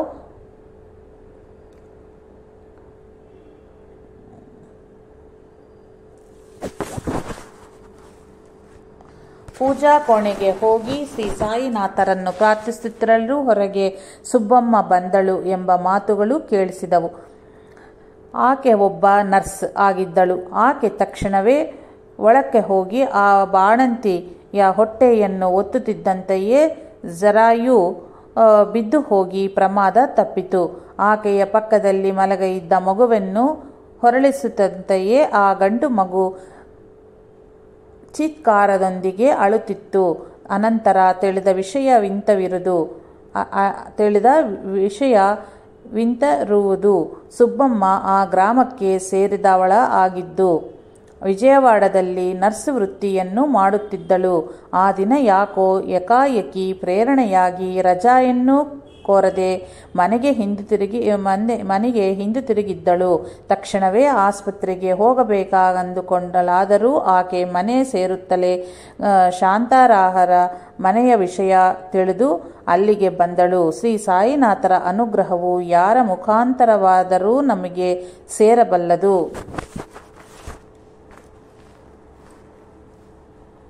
ಮಹಾಸಮಾಧಿಯ ಅನಂತರ ಶ್ರೀ ಸಾಯಿ ಪ್ರತಿಸ್ಪಂದಿಸುತ್ತಿದ್ದರೂ ಅದು ಅವರು ಸಶರೀರರಾಗಿದ್ದಕ್ಕೆ ಸಮಾನವಾಗಲಾರದು ಎಂದು ಭಾವಿಸುತ್ತೇವೆ. ದಾಸಗಣನೊಂದಿಗೆ 1924ರಲ್ಲಿ ಶ್ರೀರಾಮನವಮಿಗೆ ಶಿರಡಿಯ ದರ್ಶಿಸಿ ರಾಮಚಂದ್ರ ಪಾಟೇವರ್ ದಂಪತಿ ಹಿಂದಿರುಗಿದ್ದರು. ಶ್ರೀಮತಿ ಪಾಟೇವರಿಗೆ ದಾಹವಾಗುತ್ತಿದ್ದ ಕಾರಣ ರೈಲಿನಿಂದ ದೂರದಲ್ಲಿದ್ದ ಕೊಳಾಯ್ ಬಳಿ ಹೋಗುತ್ತಿರಲು ರೈಲು ಹೊರಟಿತು. ಆಕೆ ಆತುರದಲ್ಲಿ ಒಂದು ಪೆಟ್ಟಿಗೆಯಲ್ಲಿ ಹತ್ತಲು ಪ್ರಯತ್ನಿಸಿ ಕಾಲು ಜಾರಿ ರೈಲಿಗೂ ಪ್ಲಾಟ್ಫಾರಂಗೂ ಮಧ್ಯದಲ್ಲಿ ಬಿದ್ದು ಹೋದಳು. ಎಲ್ಲರೂ ಕೂಗಿಕೊಂಡು ರೈಲು ನಿಲ್ಲಿಸಲು ಚೈನಿಯನ್ನು ಎಳೆದರು. ರೈಲು ಸ್ವಲ್ಪ ಮುಂದಕ್ಕೆ ಹೋಗಿ ನಿಂತಿತು. ಆಕೆ ಭದ್ರವಾಗಿ ಪ್ಲಾಟ್ಫಾರಂ ಹತ್ತಿ ಮೇಲೆ ಬಂದು ಭಯಾತುರರಾಗಿದ್ದ ಜನರೊಂದಿಗೆ ಹೀಗೆ ಹೇಳಿದಳು: ಕಾಲು ಜಾರುತ್ತಿದ್ದಂತೆಯೇ ನನಗೇನೂ ತೋರದೆ ಬಾಬಾರನ್ನು ಸ್ಮರಿಸಿದನು. ಅವರು ನನ್ನ ಪಕ್ಕದಲ್ಲೇ ದರ್ಶನ ಕೊಟ್ಟು ತಮ್ಮ ಕೈಯಿಂದ ನನ್ನನ್ನು ಪ್ಲಾಟ್ಫಾರಂ ಕೆಳಗೆ ಒತ್ತಿ ಹಿಡಿದು ನನ್ನ ಪಕ್ಕದಲ್ಲಿಯೇ ಇದ್ದರು. ಆದ ಕಾರಣ ನನಗೆ ಆಗಿನಿಂದ ಭಯವಾಗಲಿಲ್ಲ. ನಾನು ಮೇಲೇರಿ ಬರುವವರೆಗೂ ಬಾಬಾ ಕಾಣಿಸುತ್ತಲೇ ಇದ್ದರು. ಆರ್.ಎಸ್. ಚಿಟ್ನಿಸ್ 1950ರಲ್ಲಿ ಯಾರೋ ಒಬ್ಬ ಮಹಾತ್ಮರ ಚಿತ್ರವನ್ನು ನೋಡಿ ಮಂತ್ರಮುಗ್ಧನಾದನು. ಅವರು ಶ್ರೀ ಸಾಯಿಬಾಬಾ ಎಂದು ತಿಳಿದ ಬಳಿಕ ಅವರ ಚರಿತ್ರೆಯನ್ನು ಓದಿ 1952ರಲ್ಲಿ ಶಿರಡಿಗೆ ಭೇಟಿ ಇತ್ತು. ಶ್ರೀ ಸಾಯಿನಾಥರ ಸಮಾಧಿಯನ್ನು ದರ್ಶಿಸಿದಂತೆಯೇ ಅವನ ಜೀವನವೇ ಬದಲಾಗಿ ಅಪಾರವಾದ ಶಾಂತಿಯ ಅನುಭವವಾಯಿತು. ಆಗನಿಂದ ಬಾಬಾರನ್ನು ಪೂಜಿಸುತ್ತಿರುವನು. 1957ರಲ್ಲಿ ತನ್ನ ತಂಗಿಗೆ ಜ್ವರ ಬಂದಿದೆ ಎಂದು ಸುದ್ದಿ ಬಂದ ಅನಂತರ ವಿಮಾನ ನಿಲ್ದಾಣದಲ್ಲಿ ಕುಳಿತಿದ್ದನು. ತಾನು ಮುಂಬಯಿಯ ಸೇರುವುದರೊಳಗೆ ತನ್ನ ತಂಗಿಗೆ ಜ್ವರ ತಗ್ಗಿಸಿ ಎಂದು ಪ್ರಾರ್ಥಿಸಿದ್ದನು. ಇಷ್ಟರಲ್ಲೇ ಅವನ ಪಕ್ಕದಲ್ಲಿಯೇ ಕಾಲಿಗೆ ಚಪ್ಪಲಿ ಇಲ್ಲದೆ ಬಿಳಿಯ ಕಫನಿ, ತಲೆಗೆ ವಸ್ತ್ರವನ್ನು ಕಟ್ಟಿದ ಒಬ್ಬ ವೃದ್ಧ ಫಕೀರು ಇದ್ದರು. ಅವರು ನಿರಾಸೆಯಿಂದ ಕೈಗಳನ್ನು ಮತ್ತು ತಲೆಯನ್ನು ಇಲ್ಲ ಎಂಬಂತ ಆಡಿಸಿ ಅದೃಶ್ಯವಾದರು. ಮತ್ಯಾರೂ ಆ ಫಕೀರನ್ನು ನೋಡಲಿಲ್ಲವಂತೆ. ಅವನು ಮುಂಬೈ ಸೇರುವ ಒಳಗೆ ಅವನ ತಂಗಿ ಮರಣವನ್ನಪ್ಪಿದಳು. 1965ರಲ್ಲಿ ಅವನಿಗೆ ವಿಪರೀತವಾದ ಹೊಟ್ಟೆ ನೋವು ಉಂಟಾಗಿ ನೀರು ಕುಡಿಯುವುದೂ ಕಷ್ಟವಾಗಿತ್ತು.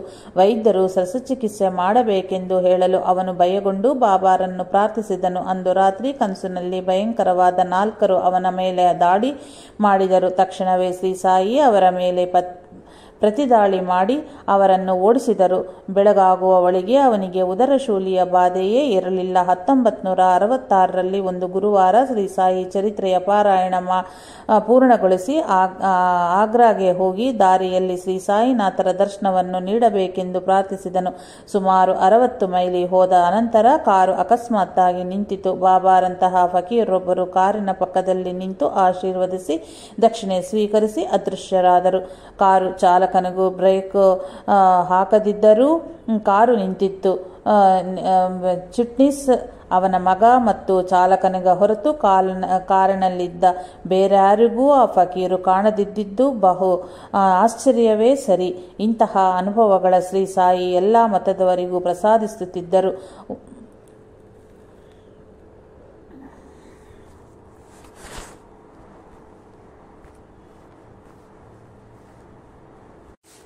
ಇಂತಹ ಅನುಭವಗಳ ಶ್ರೀ ಸಾಯಿ ಎಲ್ಲ ಮತದವರಿಗೂ ಪ್ರಸಾದಿಸುತ್ತಿದ್ದರು.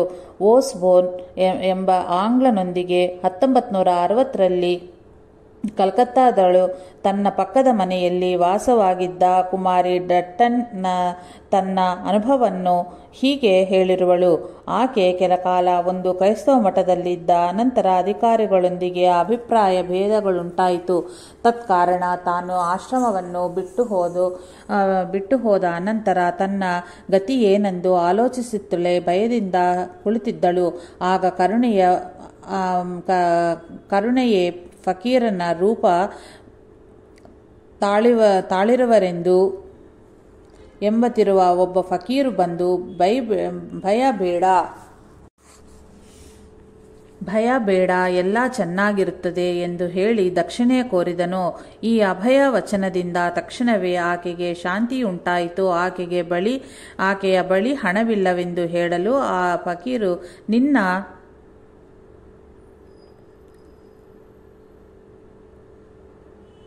ಕಪಾಟಿನಲ್ಲಿ 35 ರೂಗಗಳು ಇವೆ ನೋಡು ಎಂದರು. ಆಕೆ ನೋಡಲು ಅಂತೆಯೇ ಹಣವಿದ್ದಿತ್ತು. ಆದರೆ ಹಿಂದೆ ತಿರುಗಿ ನೋಡಲು ಫಕೀರೇ ಇರಲಿಲ್ಲ. ಕ್ರೈಸ್ತ ಸ್ತ್ರೀಯರ ಆಶ್ರಮದಳು ಪುರುಷ ಆದ ಮುಸಲ್ಮಾನಾದ ಫಕೀರು ಬಂದನಾದರೂ ಹೇಗೆ ಎಂಬುದೇ ಆಕೆಗೆ ಪರಮಾಶ್ಚರ್ಯವಾಗಿದ್ದಿತ್ತು. ಆಕೆ ಅಂತೆಯೇ ಆಶ್ರಮವನ್ನು ಬಿಟ್ಟು ಅನಂತರ ಆಕೆಯ ಸೋದರಳಿಯ ಆಕೆಯನ್ನು ಅತ್ಯಂತ ಪ್ರೇಮಾದರಗಳಿಂದ ನೋಡಿಕೊಳ್ಳುತ್ತಿದ್ದನು. ಇದೆಲ್ಲವನ್ನೂ ಓಸ್ಬೋನ್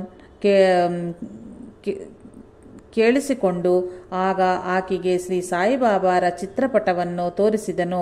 ಆಗ ಆಕೆ ಅತ್ಯಾಶ್ಚರ್ಯದಿಂದ, ನನಗೆ ದರ್ಶನ ಕೊಟ್ಟಿದ್ದು ಇವರೇ ಎಂದಳು.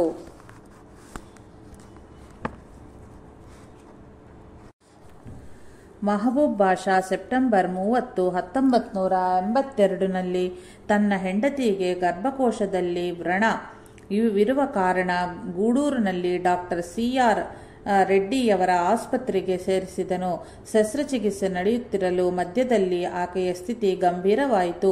ಭಾಷಾ ಒಬ್ಬನೇ ವೈದ್ಯರ ಕೋಣೆಯಲ್ಲಿ ಇದ್ದ ಬಾಬಾ ಪಟದ ಮುಂದೆ ನಿಂತು ಕಣ್ಣೀರಿನಿಂದ ಪ್ರಾರ್ಥಿಸುತ್ತಿರಲು ಹಿಂದಿನಿಂದ ಬಿಳಿ ವಸ್ತ್ರವನ್ನು ಧರಿಸಿದ ಒಬ್ಬ ಆಜಾನುಬಾಹು ಭಾಷಾನ ಭುಜ ತಟ್ಟಿ, ನಿನ್ನ ಹೆಂಡತಿಗೆ ಏನೂ ಆಗದು, ಬಾಧೆ ಪಡಬೇಡ ಎಂದರು. ಭಾಷಾ ಕಣ್ಣೀರನ್ನು ಒರೆಸಿಕೊಂಡು ಮತ್ತೆ ಹಿಂದುತಿರುಗಿ ನೋಡುವ ಒಳಗೆ ಅಲ್ಲಿ ಯಾರೂ ಇರಲಿಲ್ಲ. ಮರುಕ್ಷಣವೇ ರೋಗಿಯು ಗಂಭೀರ ಸ್ಥಿತಿಯಿಂದ ಪಾರಾದಳೆಂದು ನರ್ಸ್ ಹೇಳಿದಳು.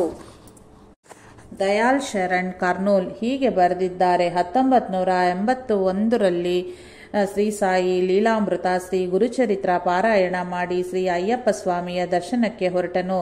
ವ್ಯಾನಿನಲ್ಲಿ ಸ್ವಲ್ಪ ದೂರ ಹೋದವು. ಅನಂತರ ಇರುಮುಡಿಯೊಂದಿಗೆ ಬೆಟ್ಟಿಗೆಗಳನ್ನು ಹತ್ತಿಳಿದು ಸ್ವಲ್ಪ ದೂರ ಶ್ರಮಿಸಿದ ಅನಂತರ 49 ವರ್ಷಗಳಾದ ನನಗೆ ಆಯಾಸವಾಗಿ ದಿಕ್ಕು ತೋರದೆ ಶ್ರೀ ಸಾಯಿಬಾಬಾರನ್ನು ಪ್ರಾರ್ಥಿಸಿದನು. ಕೆಲ ಕ್ಷಣಗಳಲ್ಲಿಯೇ ಕೈಯಲ್ಲೊಂದು ಕೋಲು, ಕಾಲಿಗೆ ರಬ್ಬರ್ ಚಪ್ಪಲಿಯನ್ನು ಧರಿಸಿದ ಒಬ್ಬ ವೃದ್ಧ ಬಂದು ನನ್ನ ಎಡಗೈಯನ್ನು ತಮ್ಮ ಕಂಕುಳಲ್ಲಿ ಇರಿಸಿಕೊಂಡು, ಭಯವಿಲ್ಲ, ನಿಧಾನವಾಗಿ ನನ್ನೊಂದಿಗೆ ನಡಿ ಎಂದರು. ತಕ್ಷಣವೇ ನನ್ನ ಆಯಾಸವು ಹೋಗಿ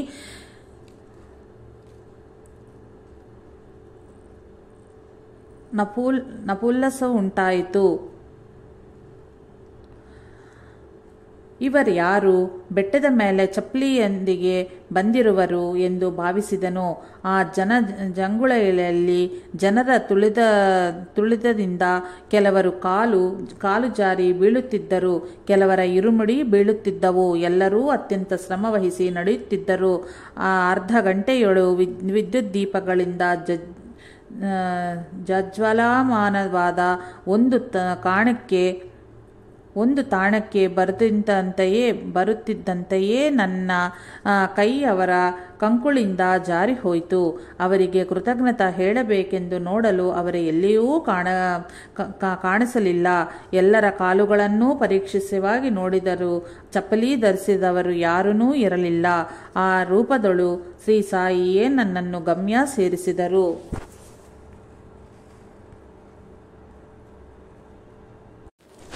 ಒಂದು ದಿನ ಶಿರಡಿಗೆ 600 ಮಂದಿ ಭಕ್ತರು ಬರುವವೆಂದು ಶ್ರೀ ಸಾಯಿಬಾಬಾ ಸಂಸ್ಥಾನದ ಅಧಿಕಾರಿ ಪಾಟಕರ್ ಅವರಿಗೆ ಸುದ್ದಿ ತಲುಪಿಸಿದರು. ಅವರ ಏರ್ಪಾಟುಗಳಿಗೆ 1200 ರೂಗಳು ಬೇಕು. ಆದರೆ ದೇಣಿಗೆಯನ್ನು ಟ್ರೆಷರಿಯಲ್ಲಿ ಜಮಾ ಮಾಡಿರುವ ಕಾರಣ ಈಗೇನು ಮಾಡುವುದು ಎಂದು ಆಲೋಚಿಸುತ್ತಿರಲು ಯಾರೋ ಇಬ್ಬರು ಬಂದು, ನಾವು ಬೇಗ ಹೊರಡಬೇಕು, ಈ ಹಣವನ್ನು ನಾಳೆ ವಿನಿಯೋಗಿಸಿಕೊಳ್ಳ್ರಿ ಎಂದು ಬೇಡಿಕೊಂಡು 1200 ರೂಗಳನ್ನು ಕೊಟ್ಟು ಹೊರಟು ಹೋದರು. ಅವರು ತಾವು ಶಿರಡಿ ಗ್ರಾಮಸ್ಥರೆಂದು ಹೇಳಿದರು. ಆದರೆ ವಿಚಾರಿಸಲು ಆ ಗ್ರಾಮಸ್ಥರಲ್ಲವೆಂದು ತಿಳಿಯಬಂದಿತ್ತು. 3ನೆಯ ದಿನ ಒಬ್ಬ ಭಕ್ತನು ಪಾಠಕನೊಂದಿಗೆ ಸಾಯಿ ಅಬ್ದುಲ್ಲಾ ಬಂದು, ನಿಮಗೆ ಹಣವಿತ್ತಂತೆ, ನನಗೆ 3 ದಿನಗಳ ಹಿಂದೆ ಕನಸಾಯಿತು ಎಂದನು. ಶ್ರೀ ಸಾಯಿ ತಮ್ಮ ಭಕ್ತರನ್ನೆಂದಿಗೂ ಹಸಿವಿನಿಂದಿರಲು ಬಿಡನೆಂದಿರುವರು. ಬೋರಿಬಂದರಿಗೆ ಸೇರಿದ ಒಬ್ಬ ನ್ಯಾಯವಾದಿ ಅಡ್ವೊಕೇಟ್ ಶಿರಡಿಗೆ ಹೋಗುತ್ತಿರಲು ದಾರಿಯಲ್ಲಿ ಟಿಕೆಟ್ ಮತ್ತು 100 ರೂಗಳನ್ನು ರೈಲಿನಲ್ಲಿ ಯಾರೋ ಅಪಹರಿಸಿದರು. ಈ ವಿಚಾರವನ್ನು ಪರಿಪರಿಯಾಗಿ ಹೇಳಿದರೂ ಟಿಕೆಟ್ ಕಲೆಕ್ಟರ್ ಕೇಳಲಿಲ್ಲ. ಅಷ್ಟರಲ್ಲೇ ಒಬ್ಬ ವೃದ್ಧನು ಅವನ ಕೈಗೊಂದು ಟಿಕೆಟ್ ನೀಡಿ, ತನ್ನವರು ಒಬ್ಬರು ಬರದ ಕಾರಣ ಆ ಟಿಕೆಟ್ ವೃಥಾ ತನ್ನ ಬಳಿಯೇ ಇರುವುದಾಗಿ ಹೇಳಿದನು. ತಾನು ಸಾಯಿ ಭಕ್ತನೆಂದು ಪರಿಚಯ ಮಾಡಿಕೊಂಡು ನ್ಯಾಯವಾದಿಯ ಶಿರಡಿಯ ಎಲ್ಲ ಖರ್ಚುಗಳನ್ನು ಆ ವೃದ್ಧನೇ ಭರಿಸಿ ಬಾಬಾ ಚರಿತ್ರೆಯ ಗ್ರಂಥವನ್ನು ಕೊಟ್ಟನು. ಮುಂಬಯಿಯ ತನ್ನ ವಿಳಾಸವನ್ನು ನೀಡಿ ಹೊರಟು ಹೋದನು. ನ್ಯಾಯವಾದಿ ಹಿಂದಿರುಗಿ ಬರುತ್ತಾ ದಾರಿಯಲ್ಲಿ ಚರಿತ್ರೆಯ ಗ್ರಂಥವನ್ನು ತೆರೆಯುವಂತೆಯೇ ಅದರೊಳು 10 ರೂಗಳ 10 ನೋಟುಗಳು ಇದ್ದವು. ಅವನು ಮನೆ ಸೇರುವವಳಿಗೆ ರೈಲಿನಲ್ಲಿ ಕಳೆದುಕೊಂಡ ಪರ್ಸು ಬಾಬಾರ ಪಟದ ಬಳಿ ಇದ್ದಿತ್ತು. ಆ ವೃದ್ಧನಿಗೆ ಕೊಡಬೇಕಾದ ಹಣವನ್ನು ತೆಗೆದೊಯ್ದು ಮುಂಬೈನಲ್ಲಿ ವಿಚಾರಿಸಲು ಅಂತಹ ವ್ಯಕ್ತಿಯ ಸುಳಿವೇ ದೊರೆಯಲಿಲ್ಲ. ಆ ವೃದ್ಧ ಶ್ರೀ ಸಾಯಿಬಾಬಾರೇ ಹೌದು.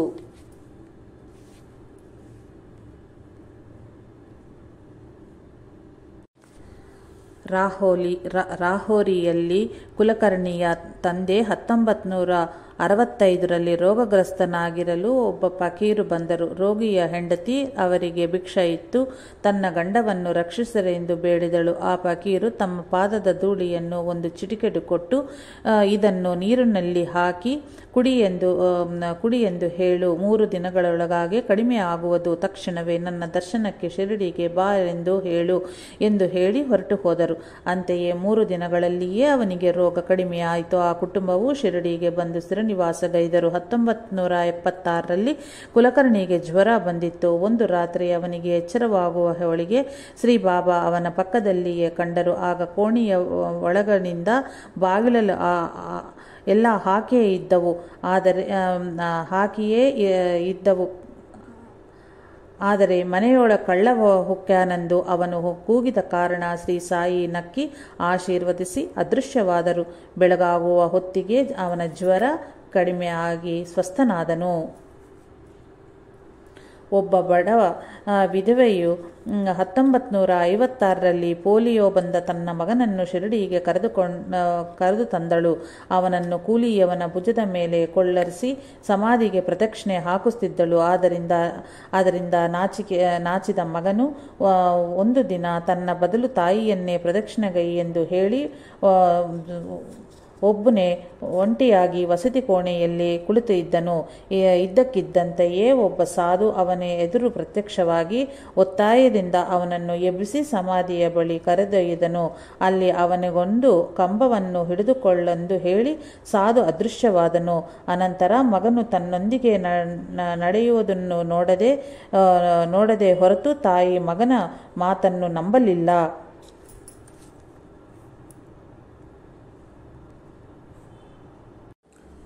ಮುಂಬೈಯಲ್ಲಿ ಉದ್ಯೋಗಸ್ಥನಾದ ಕರುಣಾಕರ್ ಉಬ್ಬಸದ ಬಾಧೆಯನ್ನು ತಡೆಯಲಾರದೆ ಉದ್ಯೋಗವನ್ನು ತ್ಯಜಿಸಿ ಶಿರಡಿಯ ಸೇರಿ ಅಲ್ಲಿ ಚಾವಡಿಯೊಳು ಸೇವೆ ಮಾಡುತ್ತಿದ್ದನು.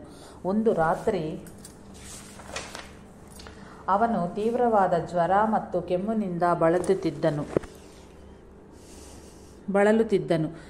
ಸ್ವಲ್ಪ ಕುಸು ನಿದ್ರೆಯಾವರಿಸುತ್ತಲೇ ಶ್ರೀ ಸಾಯಿ ಕನಸಿನಲ್ಲಿ ಕಂಡು ದುನಿಯಾವಳು ತೆಂಗಿನಕಾಯಿ ಅಗರಬತ್ತಿ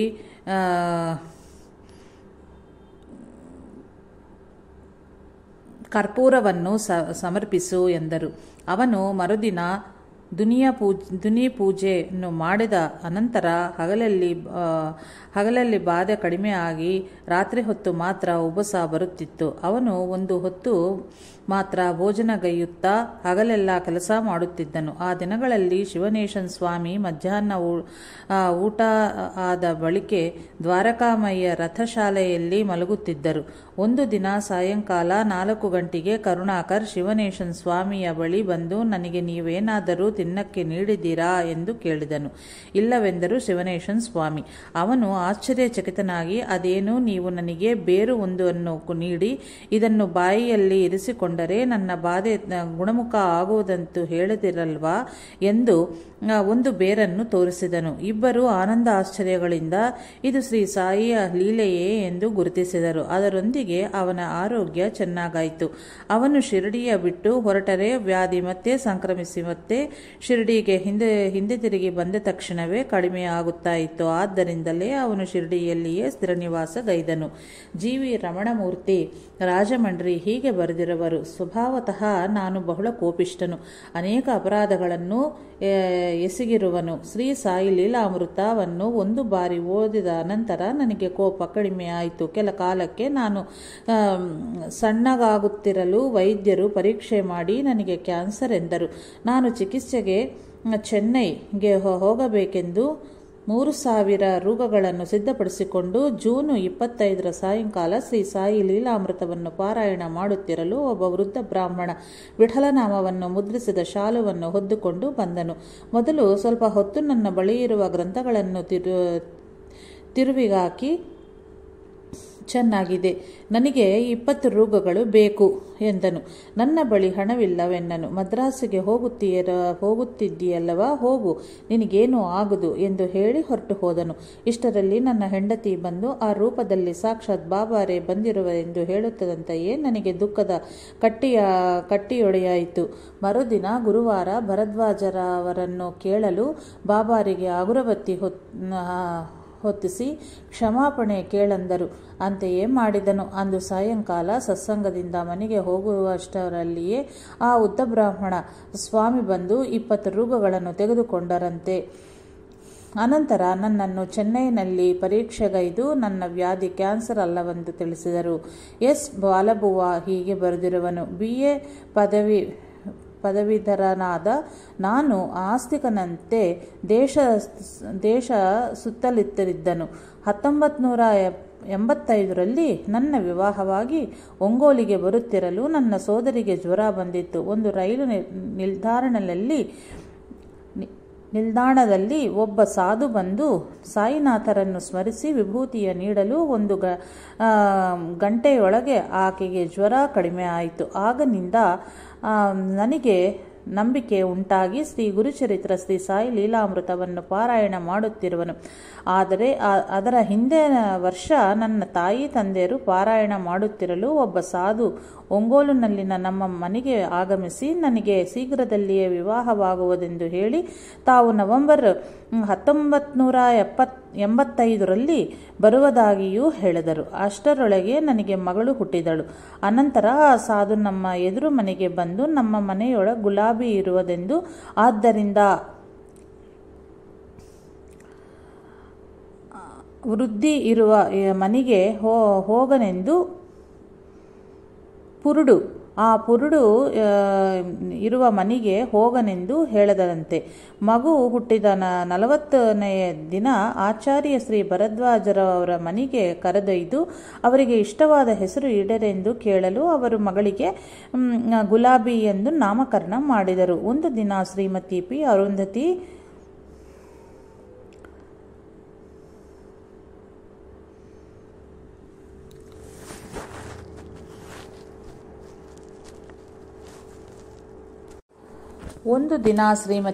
ಅರುಂಧತಿ ಪೈಲಾನ್ನಿನ ಅವರ ಮನೆಯ ಹೊಸ್ತಲಲ್ಲಿ ಮಲಗಿದ್ದರು. ಮನೆಯ ಪೂಜೆಯ ಕೋಣೆಯಿಂದ ಬಾಬಾ ಹೊರಗೆ ಬಂದು ಅಡ್ಡವಿರುವು, ಮಂಚವನ್ನು ಸರಿಸು, ಅಲ್ಲಿ ಬಾಲಕ ಆಪತ್ತಿನಲ್ಲಿ ಇರುವನು ಎಂದರು.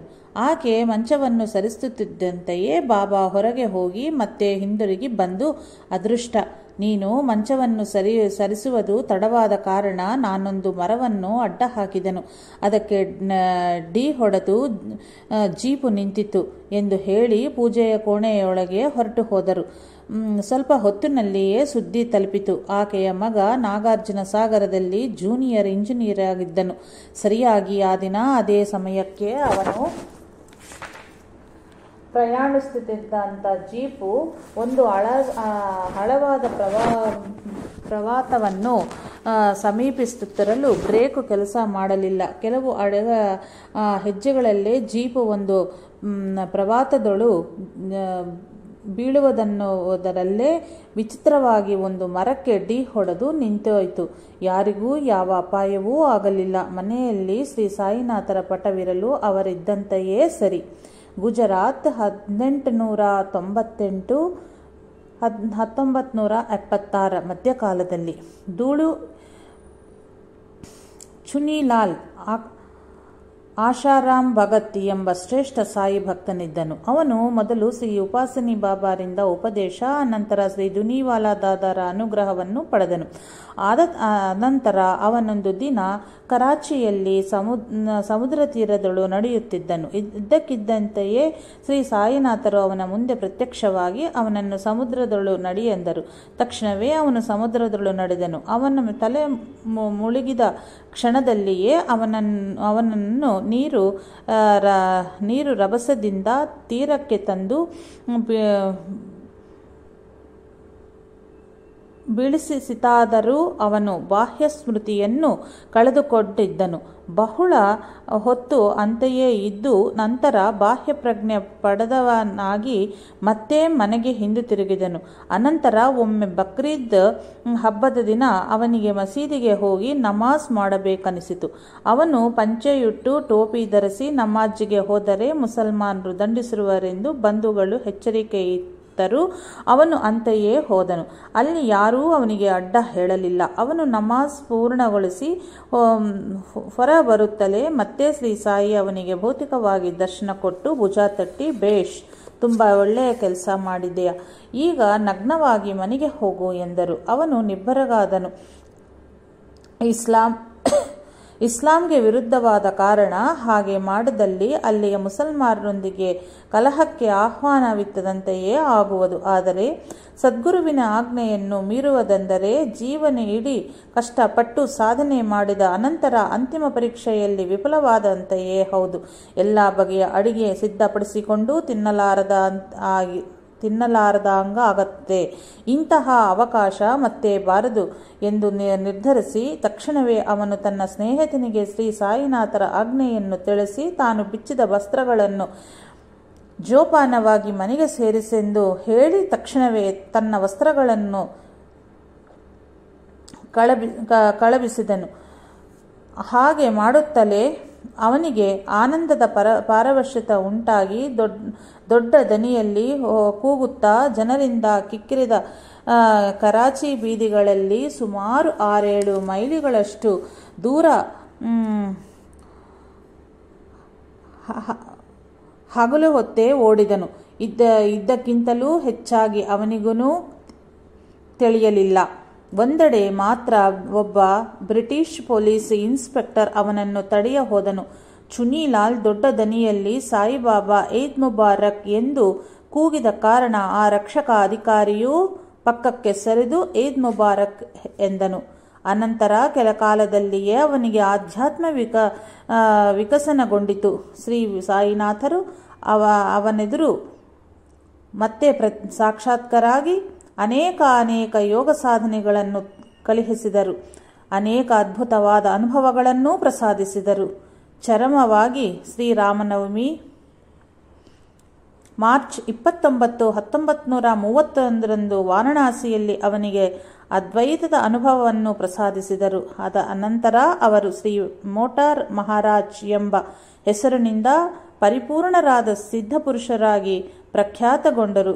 ನಶ್ವರವಾದ ಶರೀರ ಸುಖ ಸೌಖ್ಯಗಳ ಬಗ್ಗೆ ಉದಾಸೀನರಾಗಿ ಆತ್ಯಂತಿಕ ಆಧ್ಯಾತ್ಮಿಕ ಸುಖಕ್ಕಾಗಿ ಪ್ರಯತ್ನಿಸುವ ಭಕ್ತರಿಗೆ ಪರಮಾರ್ಥವನ್ನು ಒದಗಿಸಿಕೊಡುವುದೆಂದರೆ ಶ್ರೀ ಸಾಯಿನಾಥರಿಗೆ ಅತ್ಯಂತ ಆನಂದವು ಎಂಬ ಶ್ರೀ ಸಾಯಿ ಸಚ್ಚರಿತ್ರೆಯ ವಾಕ್ಯವು ಅಕ್ಷರಶಃ ಸತ್ಯವೇ ಹೌದು. ಶ್ರೀ ಸಾಯಿನಾಥಾರ್ಪಣಮಸ್ತು. ಶುಭಂ ಭವತ್ತು. ಜೈ ಸಾಯಿ ಮಾಸ್ಟರ್.